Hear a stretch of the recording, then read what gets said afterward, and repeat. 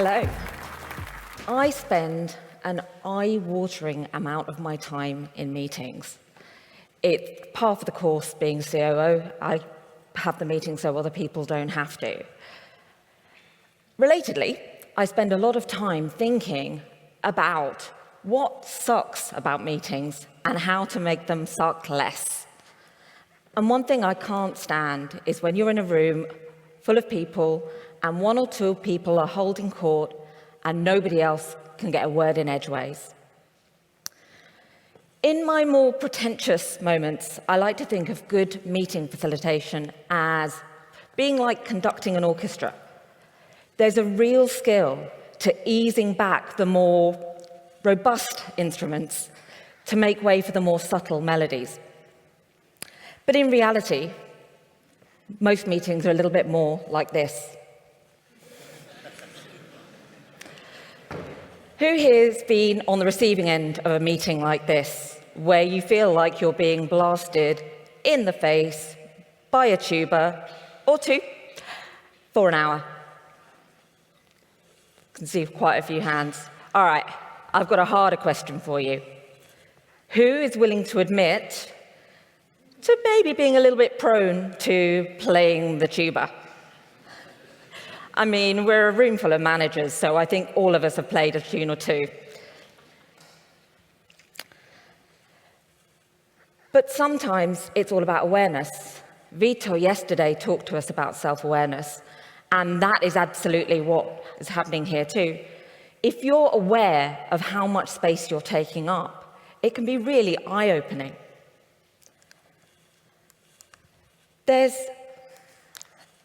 a fair amount of research on this, and a report in the Harvard Business Review mentioned that people who've got something to say in a meeting, only 35% of them feel like they are always able to do that. In my research for this talk, a lot of the other research I found was around the gap relating to gender. Now, I don't think this is just a gender thing. I think it's a privilege thing. And privilege is intersectional. So, it can be a socialized gender thing. It can be a race thing. It can be a disability thing. It can be a socioeconomic thing. It can be a neurotypicality thing. But when it comes down to it, if you're accustomed to being heard, you're going to find it a lot easier to use your voice. But that's not the only thing at play. There's also communication styles. I had a real aha moment quite recently. I was working with somebody new on some really strategic stuff, and after a few weeks of collaborating, she came to me and told me that she really struggled to get her points across when we were working together. So we dug into it.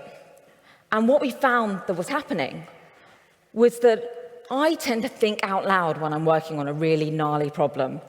I'll talk through possible options, rule some of them out, maybe, put caveats here and there, and it is being a tuber. Whereas my colleague was far more considered. She would form her thoughts before putting them out there. And that's where I found out that some people talk to think, and other people think before they talk. I mean, mind blown. It's so simple, but I had no idea that that can cause the kind of tension that means that you're not collaborating well. So apart from awareness, because that's what solved this, once we knew how each other were thinking and communicating, we worked so much better together because we could work around each other. What are some of the other things that might work? Now, sadly, there's no one-size-fits-all here. Different meetings have got different people, different objectives. You're going to need to do a bit of trial and error and a bit of talking. Yesterday we heard about retros. Retro everything. Retro your meetings and whether people are actually feeling heard. But here are some of the things I find useful. Do a bit of work ahead. If you've got somebody who you know finds it a little tougher to put their voice out there, go to them ahead and tell them what you'd like their insights on. Empower them to talk in that meeting about what you'd like them to talk about without putting them on the spot. Outline whatever protocol you're going to use at the beginning of the meeting, how you'd like people to signal if they'd like to talk. If you think each agenda item, you're going to go around the room and get initial thoughts before going more in depth. Set the rules, set some very clear guidelines, and then stick to them. I always like to solicit opposing opinions to mine. One of the things I will quite often ask is, if I put an idea out there, I'll ask, is there anything I haven't considered? Does anybody think differently about this? Because I actually want to hear other thought processes. I know what mine are. Actively asking for opposing opinions can be really useful. Silence. Silence is a tough one. A lot of us find it really awkward to sit in silence. And you might think you're leaving a gap before moving on. But what somebody else might hear is, okay, anyone else? No, good, let's move on. If you leave a gap that's a tiny bit more than you're comfortable with, you're going to leave space for your think-to-talkers to step in and put their ideas forward. And the other one is, you don't need to be facilitating the meeting in order to make space for other people. If you see somebody being overlooked or spoken over, and you feel like you've got a bit more of a loud voice, stand up for them. Make that space for them. Create that space. I've got a little caveat here. If you're on a Zoom meeting and it looks like the opening scene to the Muppets, none of that is going to work. Do the maths. If there's more people than there is time, you're not going to get the value out of the people who are in the room. Now, when I'm coaching people to claim a little more space, most of what I do is reverse engineering of the stuff I've already talked about.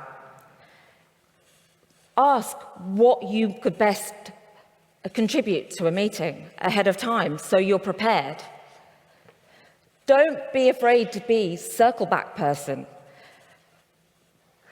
Signal your desire to speak. It can feel very awkward, but if you're signaling your point, then you're going to get heard.